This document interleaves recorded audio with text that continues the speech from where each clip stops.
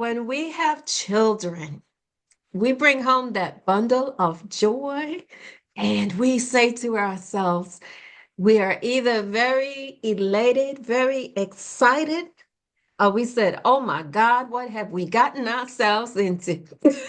It can go either way because it's one thing to think about having a child. It's a completely different thing when you are actually bringing a child home and suddenly you are responsible for another human being. Listen, I am Ann Marie, host of About This Life. On our podcast about this life, we experience and share the conversations with people with stories where they are going through just a tremendous moment, a difficult moment. There are decisions they have to make, there are adjustments where they have to pivot. Their story might be a pathway to your story in helping you. I am so pleased and excited to welcome my host today, Miss Karen DeBonis. Hi, Hey, Karen. Ann Marie, nice to be here. Thank you so much. Karen, you are an author. Well, before we start talking about the book, let me say some wonderful things about you from your bio. Sure. Re- Retired from a satisfying career in health promotion. You write about motherhood, people pleasing, and personal growth, inspired by the experience of raising her son. Your work has appeared in the New York Times, HuffPost, Newsweek, Today, Insider, AARP, and numerous literary journals. You relish hard-won empty nests in upstate New York with Michael, your husband of 40 years. Oh my goodness, Karen. So you're here today to share your experience with your son. And first of all, you have two sons, right? You have Ju- I Matthew have, and yep, Stephen. Stephen in the book, as my boys got older, they went from Matthew and Stephen to Matt and Steve. But Matthew is now 38 and Stephen is 33. oh my goodness. Oh my goodness. So they're grown men. They are grown men. Yeah, they are grown men. They are grown men. And I have to say, reading your book is titled Growth, A Mother, Her Son, and the Brain Tumor They Survived.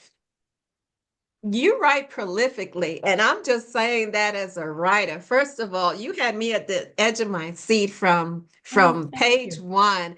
I say that as a compliment, just as a writer, Thank you. okay? Oh, I Because appreciate you that. pulled me into the story, and I got to see. I felt like I was going through the paces with you. I was marching the steps with you. What was it like, Karen, to bring home your baby boy? And we're going to talk about Matthew to Matt in a moment. Yeah.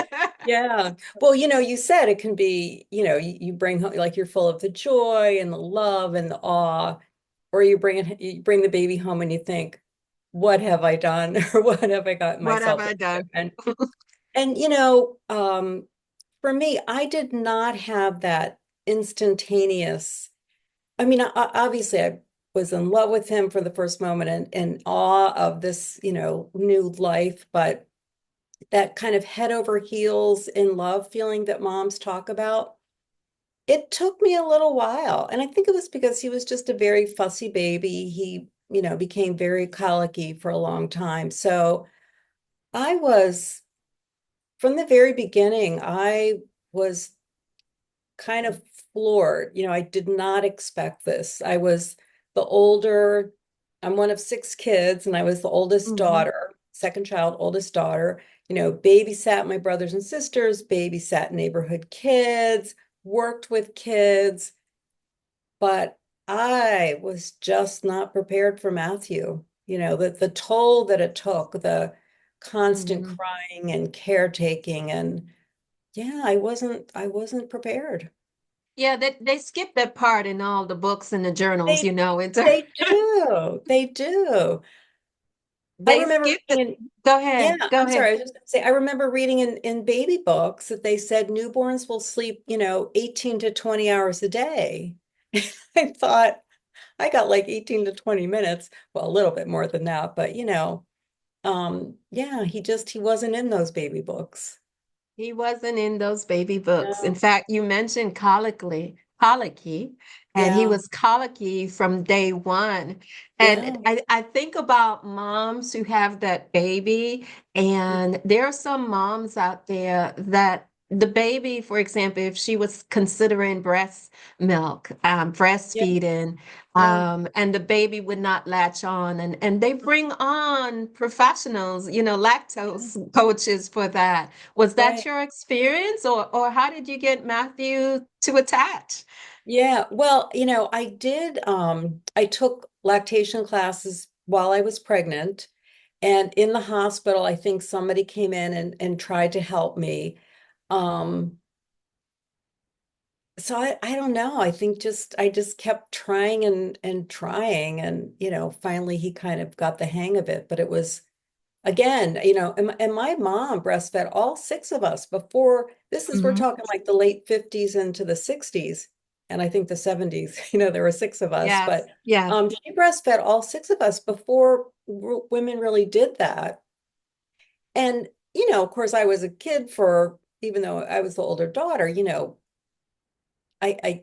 She maybe just didn't feel that she needed to let me know Hmm. that it was difficult, but I don't remember ever seeing her struggle or, complain or whatever. So I just, Hmm.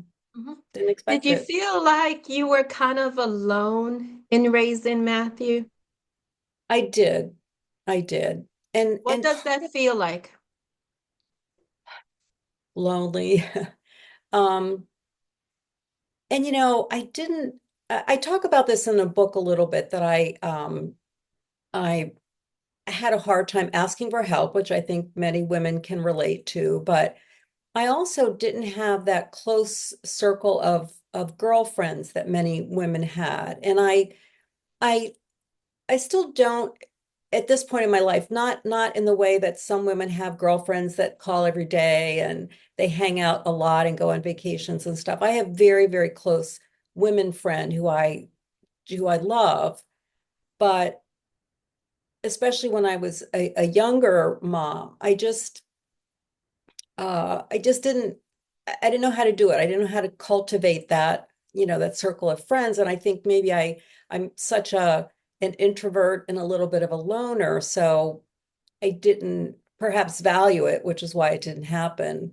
And my family lived far away. They were about a 10-hour drive away, maybe an 8-hour drive away.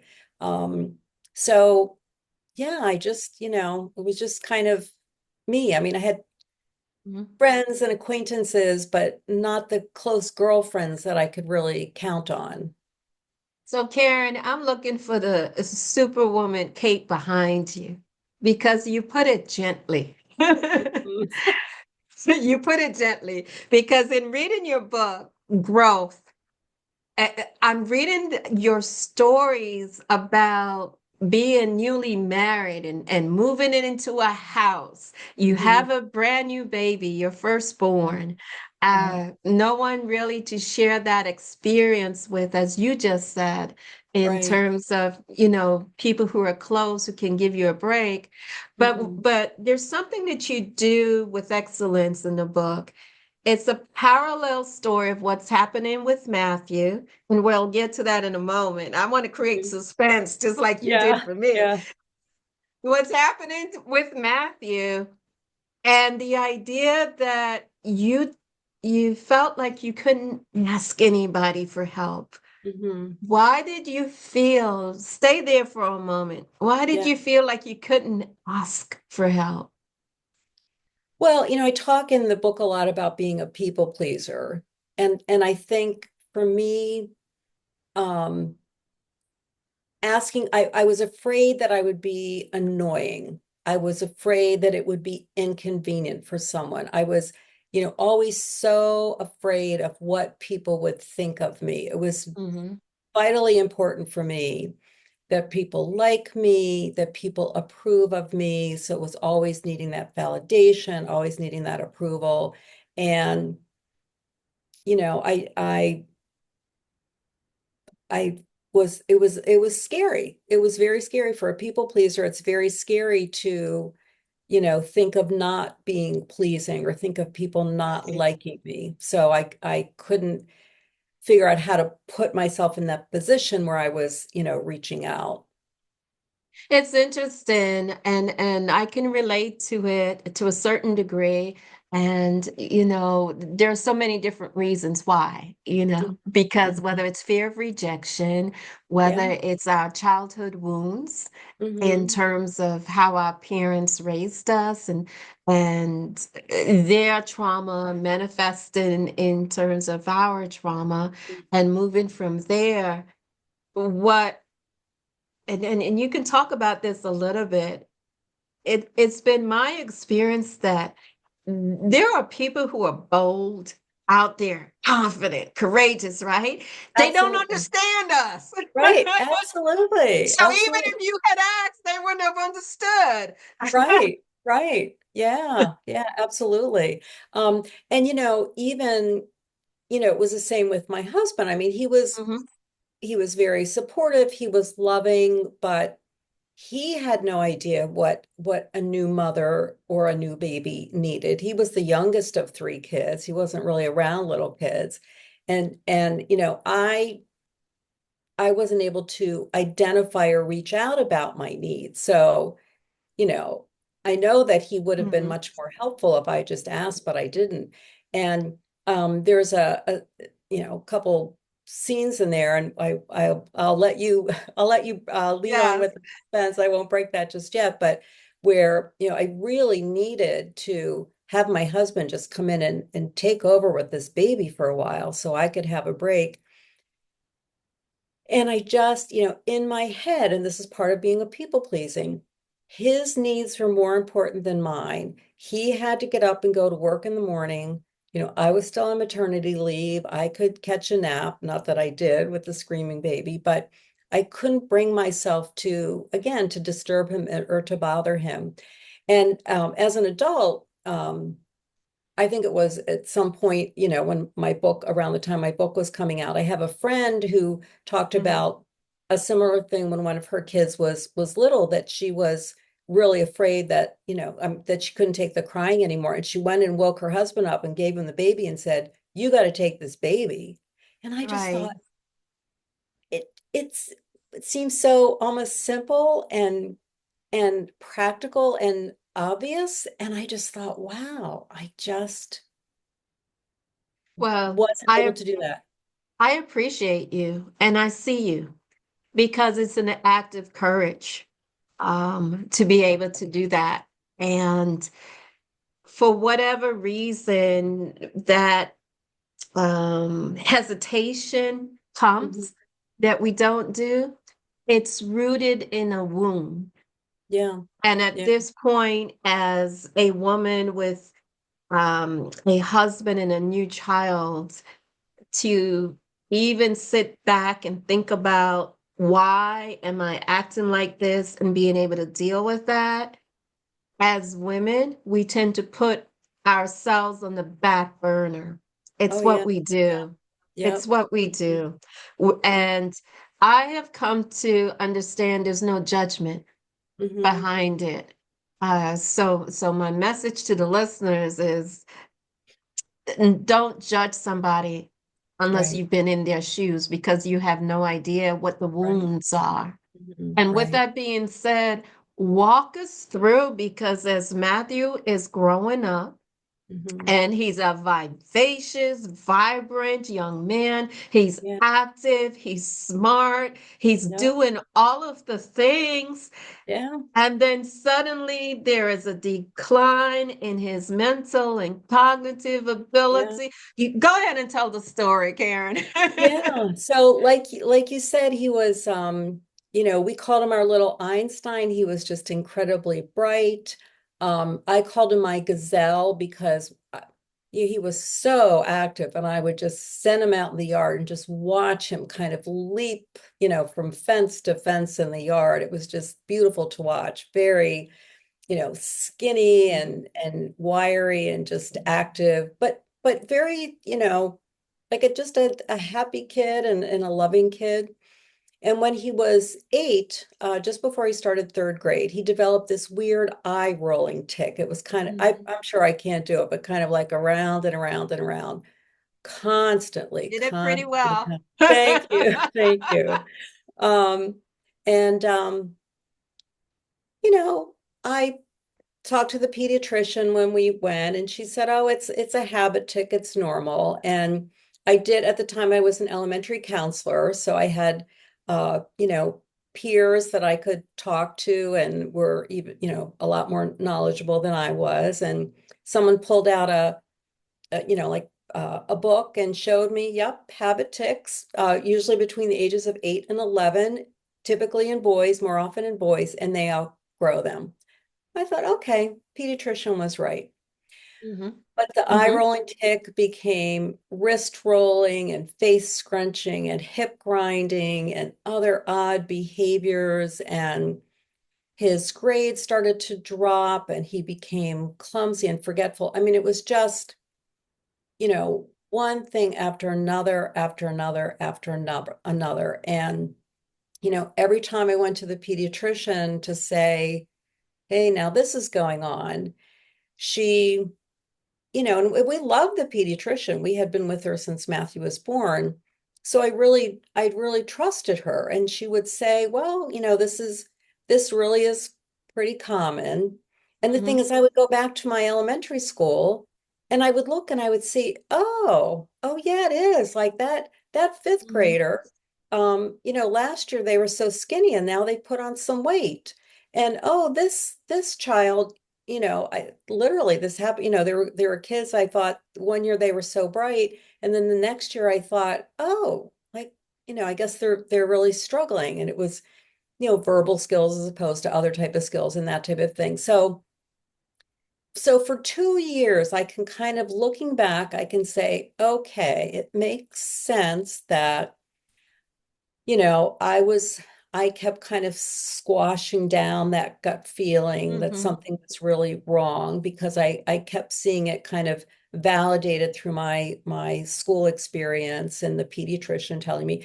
And my husband, he didn't really, he thought Matt, he just, oh, he's got to get out and He'll exercise grow more. out of it. Oh, he'll grow out of it. Exactly, exactly. And you know, to his defense, he just maybe 4 months or so before Matt started this eye rolling tic, my husband was diagnosed out of the blue with type 1 diabetes, insulin dependent diabetes. Mm. So we were both pretty focused on just like keeping him alive.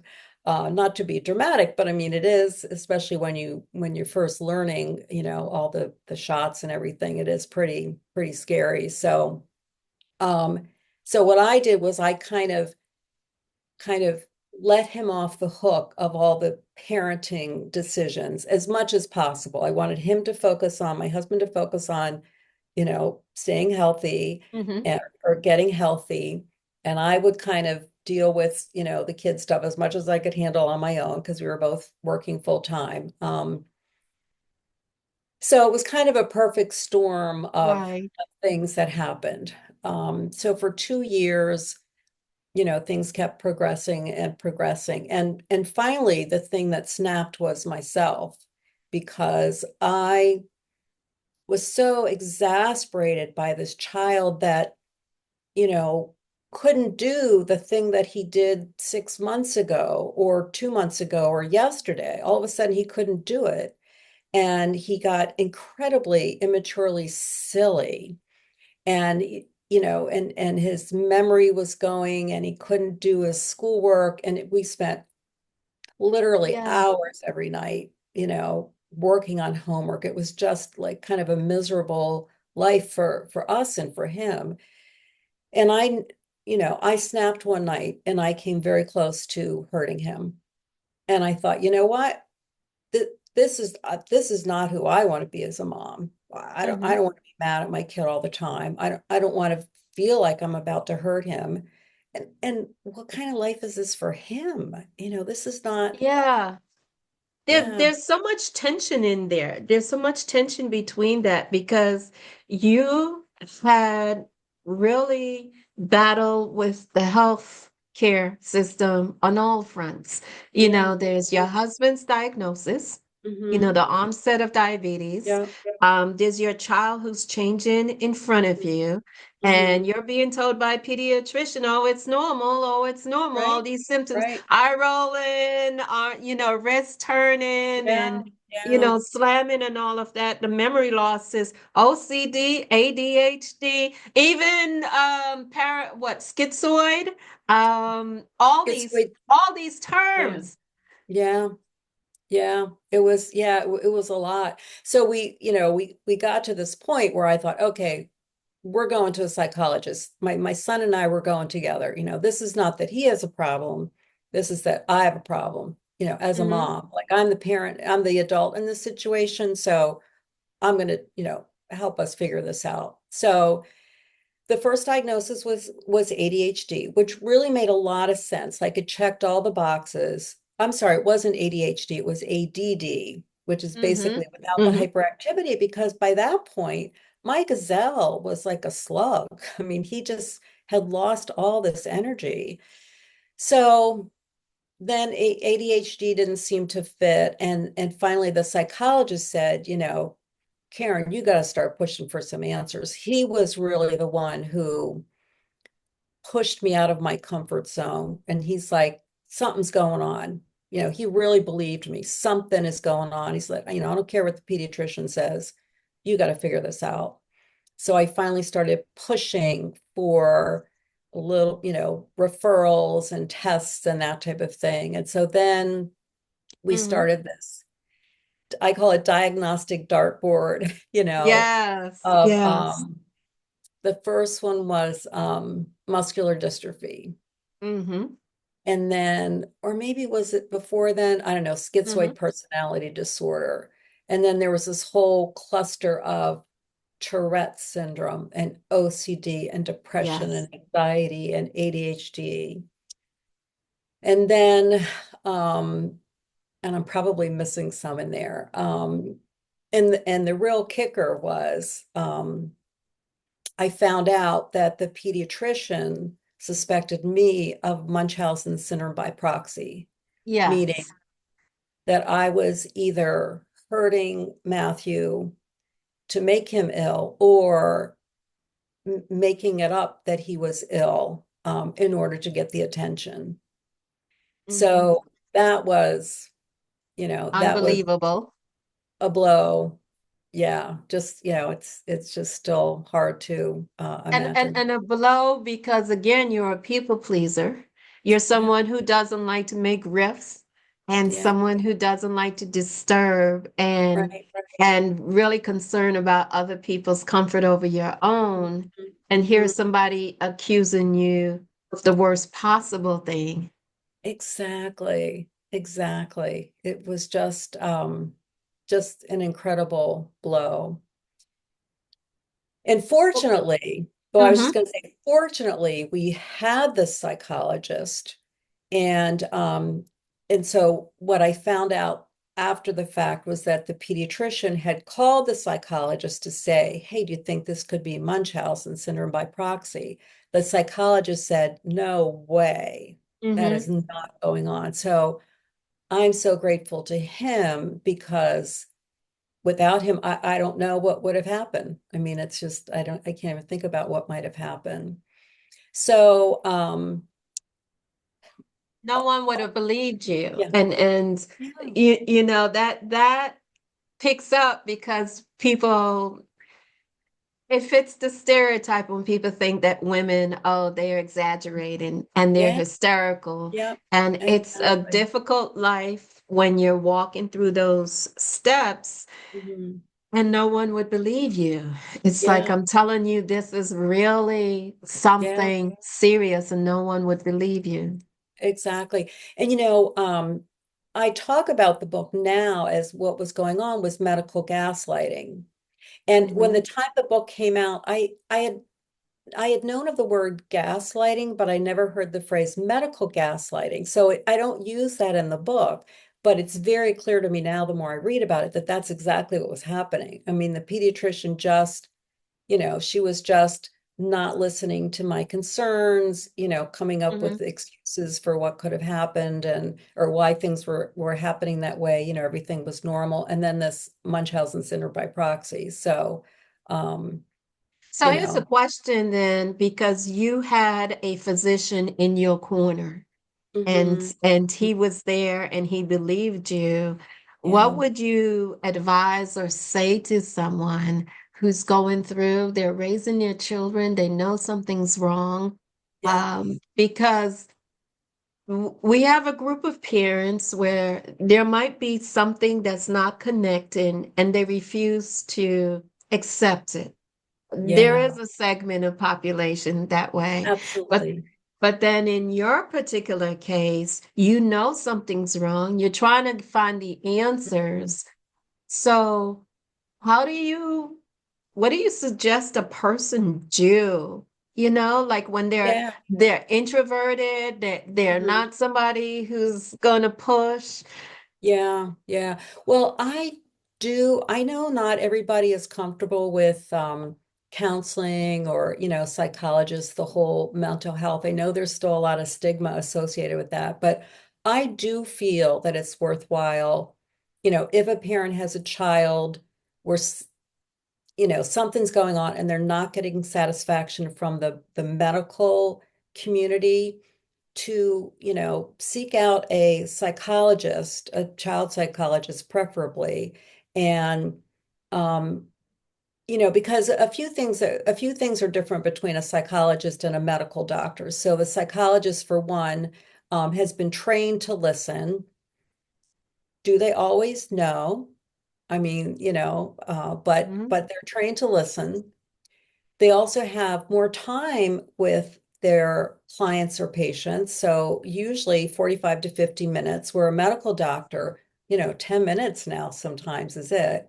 And when you engage with a psychologist, very often you'll see them every 2 weeks, where with the doctor, I mean, it could be once a year for a well child visit or, a few times a year if the kid is, Mhm. sick or something like that. But a psychologist sees you more regularly. So they're really in a much better position to assess what's going on. And actually, this is kind of interesting because I have reconnected with the psychologist in the book. I Oh, changed all the names of yes. the doctors in the book. He's Adam.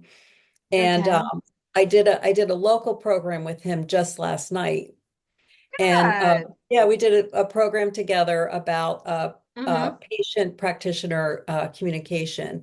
And what he said was that he observed himself, my son, deteriorating because it was happening pretty quickly at that point. So, it's another advantage to seeing someone like a psychologist, because when they're seeing you every couple of weeks over a short period of time, if something is changing, they're going to observe it first person.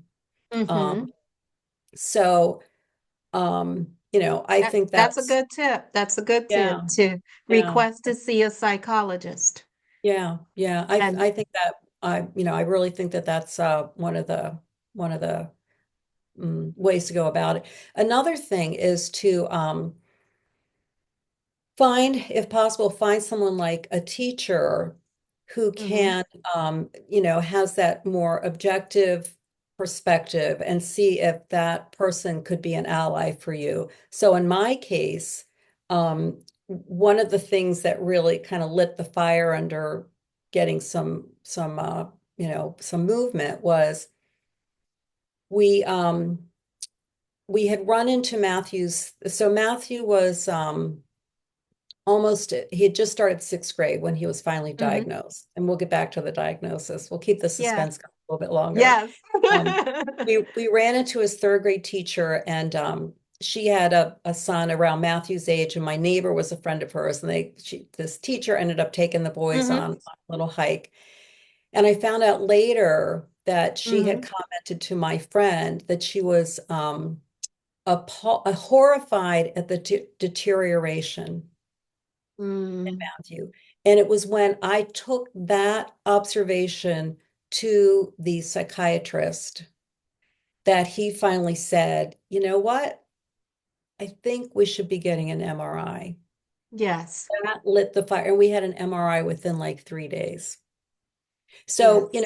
if there's in your child's school, it would be more difficult if they're younger, but I would, maybe go back to some of their Mhm. previous teachers and say, hey, if you see my child, walking in the halls or something, could you just kind of observe and let me know, you don't want to lead them along, but let me know what you observe. Let me know if you see anything concerning or whatever, and just see what they have to say. And the teacher doesn't even necessarily have to like sign something formal or legal, but as a parent, then you can bring that observation to a doctor.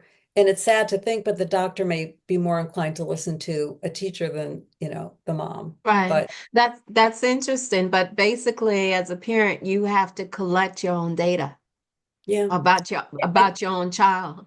absolutely, absolutely. Yeah. And bring in other people's testimonials. Hmm. What was it like for you the moment you've got this is not a few weeks or a few months, this is years. Yeah, three And years. and Matthew is declining. Mm, What was it like for you the moment that you learned the correct diagnosis? And yeah. just pause for a moment and let your Hmm. heart speak Hmm. because you've heard all these things, mental Yeah. illness, you've heard ADD, ADHD, OCD, Yep. Tourette's, Yep. muscular dystrophy. You've heard it all. Hmm. And then you're sitting there in a waiting room and like you finally know what it is. Yeah. Yeah. Well, you're putting me right there, and I feel myself Yes. up right now. So yeah, so I'm there. Um, you know, obviously Yeah. shock, and Mm-hmm. but it was such a shock, but also such a numb feeling because we heard two things within the same breath practically. We found a growth. That's how they told us, and that's Mhm. that's the title of the book. Yes, growth. We found a growth, and almost immediately before those neurons in my own head got working, they said, we think it's benign and slow growing. So it's like they were telling me there's this horrible thing that's going on, but it's not so horrible. And so literally it was like just numb because like, am I supposed to be happy? Am I supposed to be sad? Um, and Mm-hmm. yeah, just kind Yes. of frozen. And then they were pointing at the screen and all this kind of stuff. And in my book, I have some pictures, like a kind of what a Mm-hmm. normal brain looks like. And then my son's MRI, which was just this big black hole. And I found out later that was the um, the fluid in the ventricles that had been filled up because of where the tumor was. So it was when, they finally said, okay, we got to do some, another MRI. We got to give him some contrast dye. And I knew this was going to happen. So I was kind of like frozen in the spot. And my husband was just inches away. But I knew the minute moved or flinched, I would just collapse. So I was kind of Yeah. frozen like this. I was, saying, kind of nodding and saying, like they have to do, the die. Okay, yes, yes, we give you permission. We give you permission. It was like the minute my foot moved just to walk out, I just broke like this is It these just big like release. yeah, yep. And It just release. yeah, and my husband's like, he's like, shh, Matthew's gonna hear because we could see Matthew through Yeah. the So on the, he was on the gurney. And I don't know why we weren't in with him. Every other MRI, we were allowed to go in with him. I don't know why we didn't. I don't know why we didn't ask. I don't know. But And we got then into the hall and I just completely fell apart. I hear you saying again, and I'm not passing judgment. Hmm. I'm just noticing an observation Yeah. that even in your own release, Hmm. you're being told, okay, Mm. Karen, you have to keep yourself together. Yeah. Yeah. Like, True. like, Yep. because your son can see you. You're not even allowed to Hmm. feel what you're feeling in the Right. moment. Yeah, it's true. Well, here's another thing that isn't Yeah. in the, I remember, so we got it in the hall, my husband got me out in the hall and I was just sobbing and sobbing and someone passed by and I kind of watched them and I almost wanted to reassure them, it's okay, we're okay. Yeah. Yeah. I felt the pull to do that and I didn't. But to me, like those type of things in the book and when I reflect on them, it Hmm. just says to me, this was how deeply ingrained this people pleasing was, that it Hmm. wasn't going to go away just like this. That this was, something that as long as it took to get embedded in me, it was going to take that long for me to, kind of work it out of my system. And I want people to get the book because you have a chapter in there called She Bear because you became a mama bear. I did. I did. You passed all levels of comforts Almost and literally. Yeah. Yeah. yeah, Yeah. but I want to say I think every parent has been through that. Okay. Yeah. Yeah. Okay, just do that. So, how do we go from Matthew to Matt? Um, well, it was a long haul. I say that it was a 20-year recovery, because even though it's true that the tumor was benign and slow growing, so in terms of they didn't actually grade his tumor, but in terms of the type of tumor, it's considered like one of the better tumors to get. So he did Hmm. need some surgery to uh, a procedure to help alleviate the hydrocephalus. It's a very slow process for that to happen in the brain, but to put things in motion.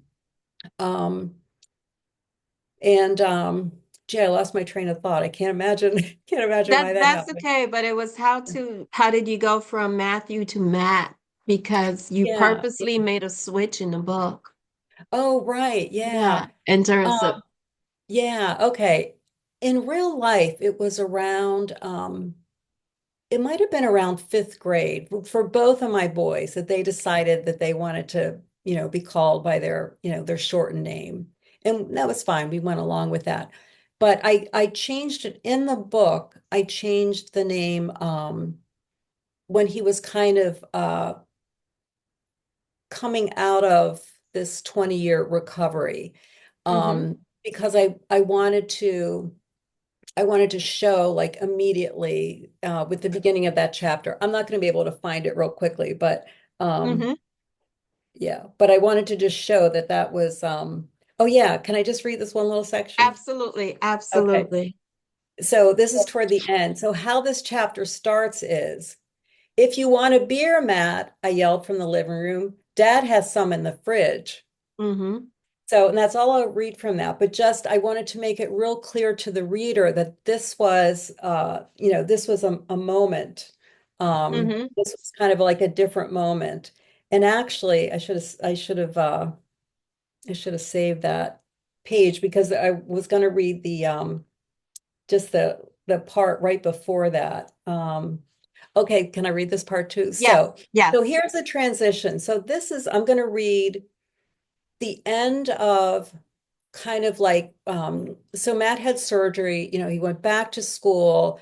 I ended up leaving my job because he was not doing well, and I just needed to kind of mentor him Mhm. and coach him through school. He did go to college, he did graduate, and then Let's not adult. give let's not tell everybody the whole story because we want them to buy the book. Okay, okay, yeah, yeah. Thank you, So he thank you. so they know now that he became an adult, but let's Right. leave the cliffhanger going. Okay, okay. I'll say it was very bumpy. It was very bumpy. So, um, so at one point at the end of the bumpy period, and I'll be honest to say the bumps have not stopped. He's still at 38. He still Hmm. has it's the nature of a brain injury.